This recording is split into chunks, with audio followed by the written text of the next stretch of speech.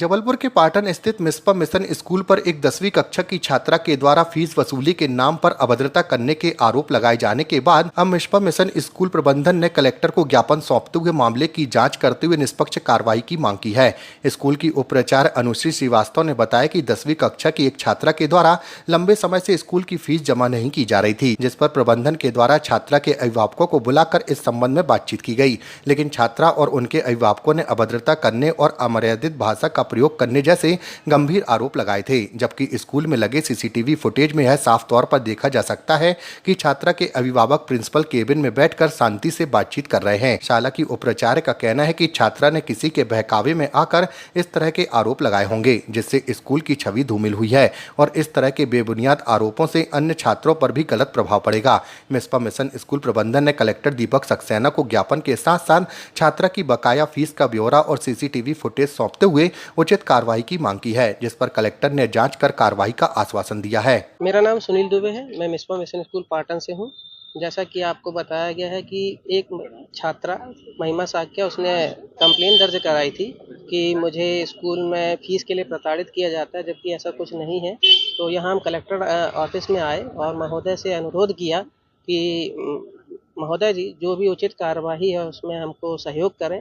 तो उन्होंने हमें अनुशासनात्मक कार्यवाही के लिए बिल्कुल सही जानकारी दी है। अब जो भी उचित होगा प्रबंधन। मिशन स्कूल पाटन से आए हैं और हमारी शिकायत ये थी कि हमारे विद्यालय में एक छात्रा है जिसका नाम है महिमा शाक्य, पिता मनीष कुमार शाक्य। उन्होंने अभी कुछ दिन पहले ही कलेक्टर ऑफिस में कुछ शिकायतें दर्ज की थी और उसमें कई सारे गंभीर प्राचार्य उप प्राचार्य विद्यालय परिसर के सदस्यों पर लगाया था। उसी सिलसिले में हम यहाँ पर आज आए हैं कलेक्टर के पास शिकायत करने। ये आज हमने पूरा जो है बात की है कलेक्टर साहब से और उनको सब सच्चाई भी बताई है। देखिए, फीस कोई मुद्दा नहीं थी, ना उस दिन कोई मुद्दा था, ना आज कोई मुद्दा था। ये तो एक चर्चा का विषय होता है जो अभिभावक बैठ के बातचीत करके इस चीज को अपन ऑफिस में ही सुलझा सकते हैं, स्कूल ऑफिस में। मुद्दा ये है कि बच्ची ने और बच्ची के परिजनों ने जिस प्रकार से गंभीर आरोप स्कूल के ऊपर लगाए हैं, ये एक मुद्दा था। जो झूठी शिक्षा का ज्ञान छात्रा को दिया है कि हमने उनको फीस के लिए प्रताड़ित किया है, ये बात बहुत गलत थी। अगर हमने फीस के लिए छात्रा को कहीं से भी प्रताड़ित किया था, विगत 5 वर्षों से छात्रा हमारे पास स्कूल में है, पढ़ाई कर रही है, वैसी ही पढ़ाई उसको दी जा रही है जैसी सभी छात्र छात्राओं को मिल रही थी। अगर फीस के लिए हमने कहीं भी प्रताड़ित किया होता तो यह बच्ची का 9वीं का रिजल्ट है, आप देख सकते हैं 78% छात्रा ने बनाए हैं। यह इस बात का प्रमाण है कि बच्ची की फीस को लेकर उसके पढ़ाई में किसी भी तरह की लापरवाही नहीं बरती गई। अगर फीस इतना बड़ा मुद्दा होता तो 5 साल से ये फीस छात्रा की पेंडिंग चली आ रही है। ये पहले भी मुद्दा बन सकता था, लेकिन ये कोई मुद्दा नहीं है। ये बात करने का विषय होता है।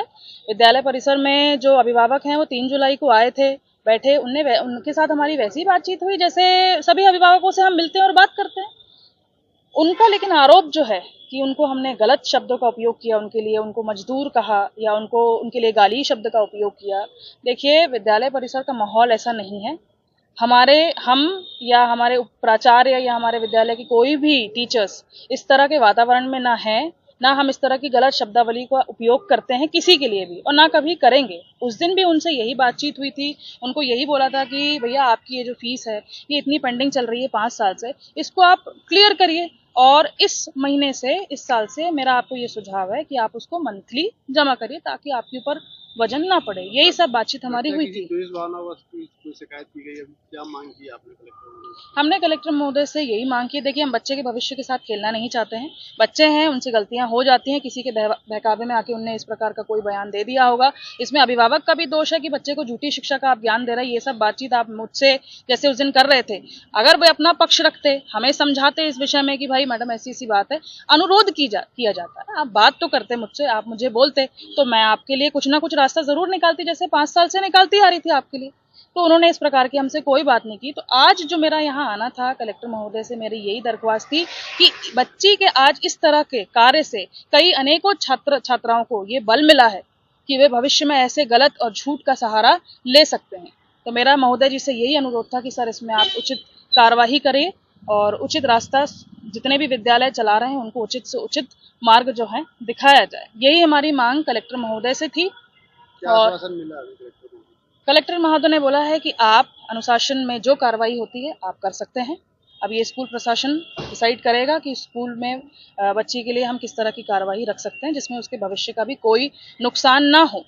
और देखिए, कुछ असामाजिक तत्व ऐसे होते हैं जो विद्यालय के प्रगति के मार्ग में अड़चनों को पैदा करते हैं और इसी प्रकार छात्र छात्राओं को, अभिभावकों को गलत शिक्षा का ज्ञान देते हैं। उनको ये बोलते हैं कि इस तरह से आप झूठ का सहारा लेके कंप्लेन करिए। ये मेरा संदेश है उनके लिए कि ऐसा करने से विद्यालय अपने काम से नहीं चूकेगा। जिस ईमानदारी और निष्ठा के साथ हम काम कर रहे हैं, हम वैसे ही काम करते जाएंगे, बच्चों को उज्जवल भविष्य देते जाएंगे। मुख्य रूप से बात करें तो किस क्लास में बच्ची पढ़ती है और क्या आरोप लगाए थे?